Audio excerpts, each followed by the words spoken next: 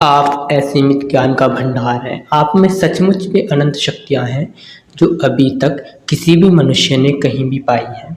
सत्य की खोज अनंत है और इसमें असीम संभावनाएं हैं। हो यह भी सकता है आप कुछ ऐसा खोज लें जिसे अभी तक कोई खोज ही न पाया हो। अपने अथाह ज्ञान का भंडार होने का ज्ञान स्वचिंतन का विषय है, न कि परचिंतन का। बावजूद इसके कई ज्ञानियों ने अपने अनुभवों को अन्य लोगों का मार्ग प्रशस्त करने के लिए लिपिबद्ध किया है। इनके अध्ययन और विवेचना का तब तक विशेष महत्व नहीं है जब तक ये जीवन में अनुभव का हिस्सा न बन जाए। फिर ध्यान देने वाली बात यह है कि मानव मात्र के अनुभव से इस ज्ञान गंगा का प्रादुर्भाव हुआ है, न कि ज्ञान के इस भंडार से मानव का। पुस्तकें साइन बोर्ड्स की तरह हमारे सत्य के मार्ग को प्रशस्त करती रहती हैं। दरअसल ये आपके अनुभव और ज्ञान ही होते हैं जो आपको किसी विचार पर सहमति या असहमति का भाव देते हैं। सर्वमान्य बातों पर हम ज़्यादा विचार नहीं करते हैं। फिर भी स्वामी विवेकानंद के विचार के अनुसार पहले स्वयं आजमाइए, फिर किसी विचार पर विश्वास कीजिए। हम सब बुरे और भले का भेद तो भली भांति जानते ही हैं। इस भेद को समझ लेने के बावजूद बुरे से दूरी न रख पाना और भले का साथ बनाए न रख पाना घोर निर्लभता का परिचायक है। इस निर्बलता के मूल में है असत का संग।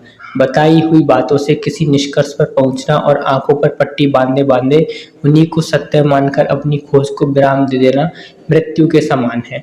यहाँ सत्य की खोज के विषय में लिखने का मकसद स्वयं की रचनाओं पर सभी पाठकों को ले जाना है। बेशक सब अनुभवों को शब्दों में पिरोए इसकी कोई आवश्यकता नहीं है, लेकिन जीवन में जब ज्ञान का समावेश होता है तो दृष्टि ज्ञान से परिपूर्ण हो जाती है और हर जगह सत्य, शिव और सुंदरता ही दिखाई देती है। सबसे सुंदर रचना तो ईश्वर ने मानव का निर्माण करके की है। मानव में विवेक का प्रकाश है और वह इस प्रकाश से स्वयं ईश्वरत्व तक की प्राप्ति कर सकता है। ऐसा सबके साथ क्यों नहीं हो पाता, यह एक बहुत दुखद पहलू है। आप स्विमिंग पूल के किनारे बैठकर तैरने का चिंतन करते हुए तैरना कभी नहीं सीख पाएंगे। आपको पूल में कूदना होगा, अभ्यास करना होगा और सब्र के साथ कुछ समय देना होगा, तभी आप तैरना सीख पाएंगे। इस भवसागर में भी तैरने की कला आना आवश्यक है। सिर्फ किताबों को पढ़ना और प्रवचनों को सुनते रहना किनारे बैठकर तैरने जैसा ही है। जो बातें आपके अनुभव से सिद्ध हैं उन्हें जीवन में उतारिए और निकल पड़िए सत्य की खोज में। सत्य की खोज ही मानव जीवन का अंतिम लक्ष्य है। स्वयं इसकी आवश्यकता महसूस करना और तमाम विरोध विघ्न बाधाओं को किनारे करते हुए इसकी राह पर चलते रहना ही श्रेष्ठ मार्ग है। संसार आज उन्हीं की आवश्यकता महसूस करता है जिन्होंने इसको प्राप्त किया। आज हम सत्य को प्राप्त हुए कि ज्ञानियों की तस्वीरें घरों में लगाकर उन्हें पूजते हैं। इस सम्मान में सिर्फ अपनी शुद्ध अपेक्षाओं की पूर्ति मात्र उद्देश्य नहीं है, बल्कि हम जानते हैं कि यह सुंदर जीवन हमें भी मिल सकता है। एक छलांग लगानी होगी और देखिए आप खुद ब खुद तैरना सीखेंगे।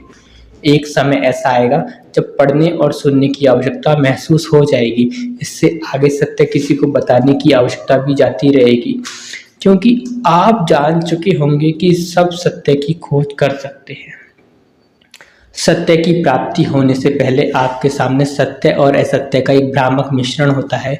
दुनिया जब ज्ञानी मान ले तो फिर वही अहंकार और लोभ पैदा हो सकता है जो असत संसार के किसी भी काम में होता है। सत्य की खोज करते सत्य की प्राप्ति होने से पहले आपके सामने सत्य और असत्य का एक भ्रामक मिश्रण होता है। दुनिया जब ज्ञानी मान ले तो फिर वही अहंकार और लोभ पैदा हो सकता है जो असत संसार के किसी भी काम में होता है। सत्य की खोज करते करते आपको इस तरह के प्रलोभन मिले तो इसे सही मार्ग पर होने का संकेत मात्र समझिए, लेकिन आप इन्हें भी सत्य मान लेंगे तो यह खोज वही रुक जाएगी। लोकप्रियता, संपत्ति, सत्ता आदि का संपादन असत्य का विषय है। सत्य की खोज करने वालों को इनकी प्राप्ति सहजता से होती है। अगर वे इनके भोग में लग जाते हैं तब वे असत्य का ही हिस्सा बन जाते हैं। जो सत्य से दूर है उन्हें यह बात चौंकाने वाली लग सकती है, लेकिन जैसे जैसे आप इस खोज में आगे बढ़ेंगे इस बात की व्यावहारिकता को भी समझ पाएंगे। सत्य की खोज के अभ्यास। कुछ देर का विराम लीजिए, जरा गौर से अपने आप को देखिए, अपने विचारों को, अपने चिंतन को, अपने सपनों को, हर चीज को महसूस करने का प्रयास कीजिए। आप आज जो कुछ भी है अपने जीवन भर किए अभ्यासों की वजह से है। जिस तरह का अभ्यास आप करते हैं वैसे ही आप बन जाते हैं। सर्कस में काम करने वालों के करतब देखकर आप आश्चर्यचकित हो जाते हैं, क्योंकि उन्होंने इसका अभ्यास किया है, आपने नहीं। इसी तरह जिन्हें सत्य की प्राप्ति हुई उन्हें देखकर आप उन्हें ईश्वर मानते हैं, क्योंकि आपने सत्य को खोजने का अभ्यास नहीं किया और उन्होंने किया है। जब अभ्यास ही हर सफलता के मूल में है तो सत्य की खोज के लिए भी कुछ अभ्यास करने होंगे।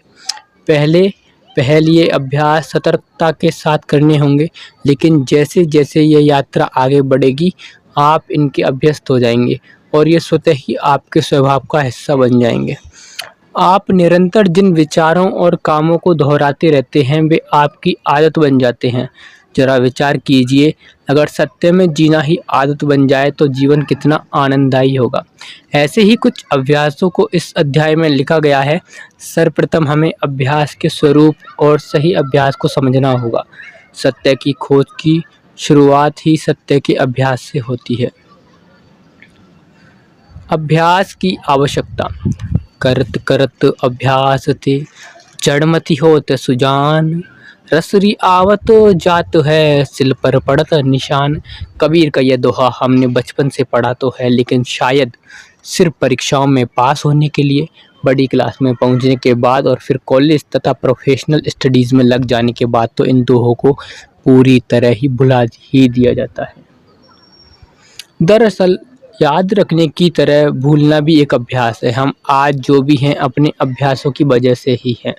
अच्छा वैज्ञानिक हो, खिलाड़ी हो या घोर आलसी इंसान, सब अपने अभ्यास की वजह से ही ऐसे बने हैं।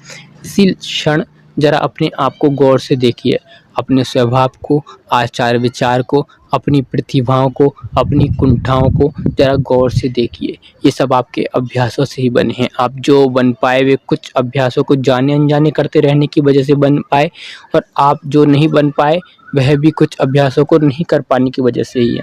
आप जानते हैं कि मानव इतिहास ने ऐसे हजारों उदाहरण प्रस्तुत किए हैं जब इंसान वह कर पाया जिसके लायक उसे नहीं समझा गया।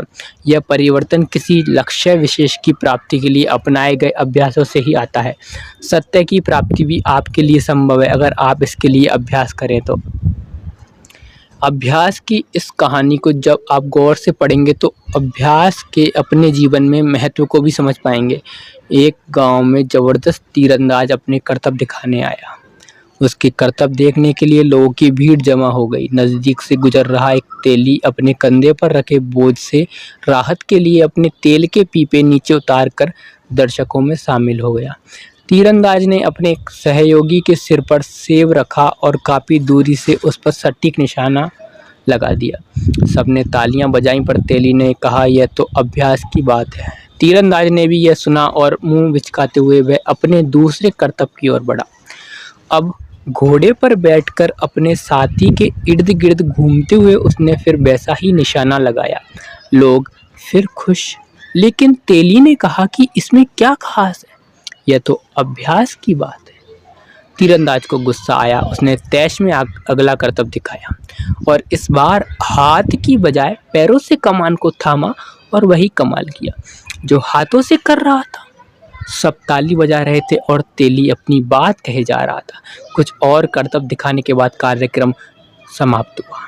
दर्शक दान दक्षिणा देकर अपने अपने घर चल दिए।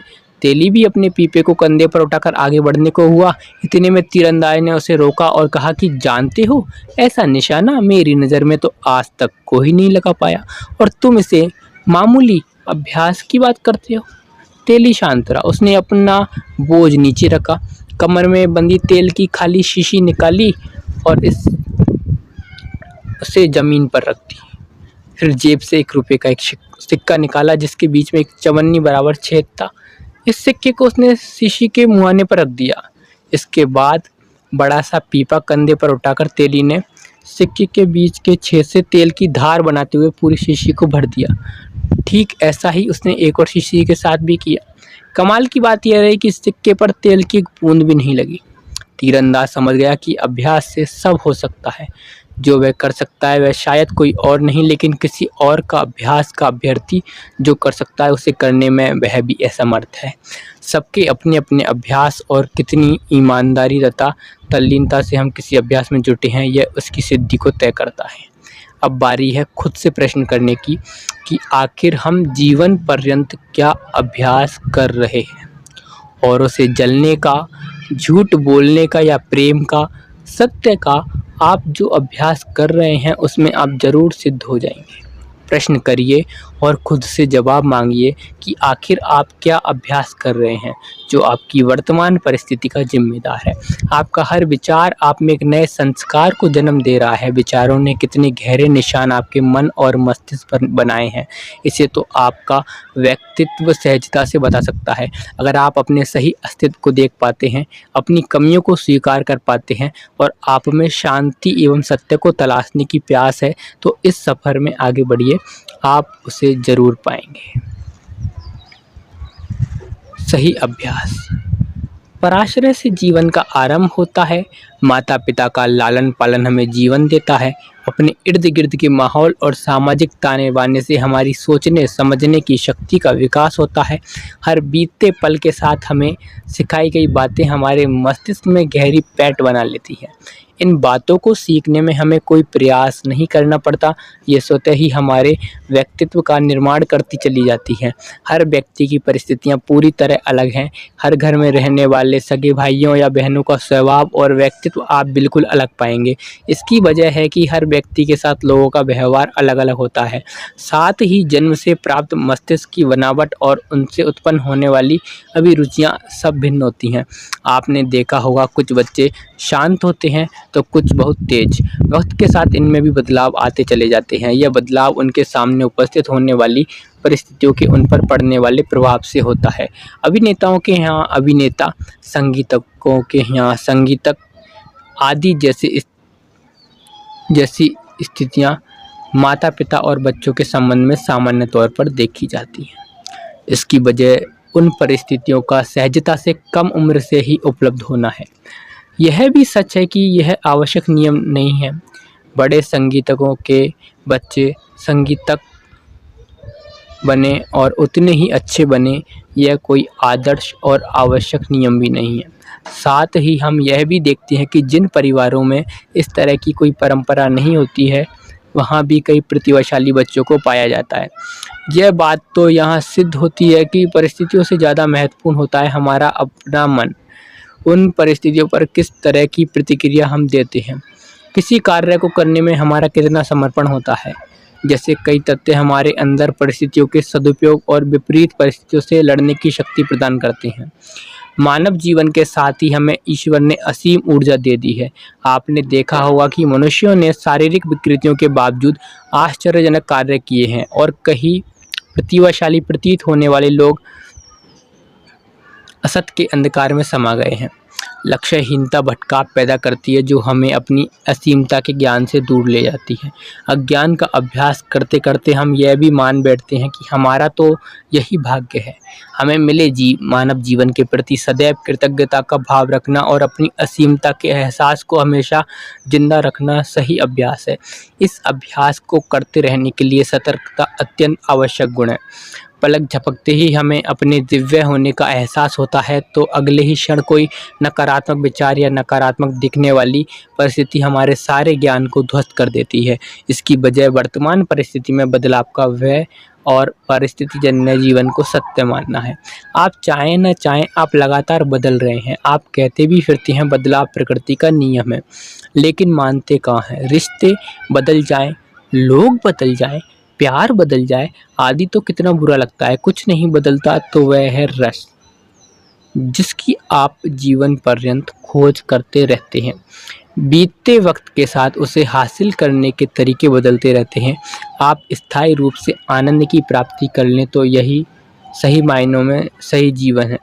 इसे प्राप्त करने के लिए किया जाने वाला अभ्यास ही सही अभ्यास है।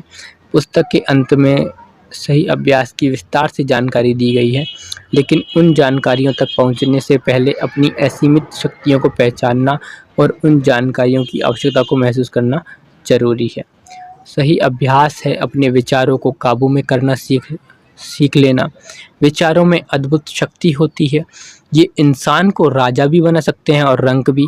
किस तरह के विचारों में आपकी ऊर्जा जाती है, ये आपकी कामयाबी और नाकामी को तय करता है। आज कोई भोग से विरक्त होने के लिए कहे तो बात असंभव लगेगी, क्योंकि उसका कभी अभ्यास किया ही नहीं। किसी भी अभ्यास को करने के लिए उसके अनुकूल क्षमता भी विकसित करनी पड़ती है। मान लीजिए आप किसी दौड़ प्रतियोगिता को जीतना चाहते हैं, तो सिर्फ उसमें नामांकन भर देने से काम नहीं चलेगा। आपको अपनी क्षमता, सहनशीलता और आंतरिक बल को भी बढ़ाना होगा। जितना ईमानदार अभ्यास होगा, उतने ही सकारात्मक नतीजे आएंगे। आप जीवन के किसी भी क्षेत्र में इसे आजमा सकते हैं। आप उन्हीं कामों में कामयाब होते हैं जिनमें आपका अभ्यास बढ़िया होता है। जिस काम में कामयाबी मिलती है, उसी में रस भी ज़्यादा आता है। अपने विचारों को काबू में रखना सही अभ्यास है, और इसके लिए आप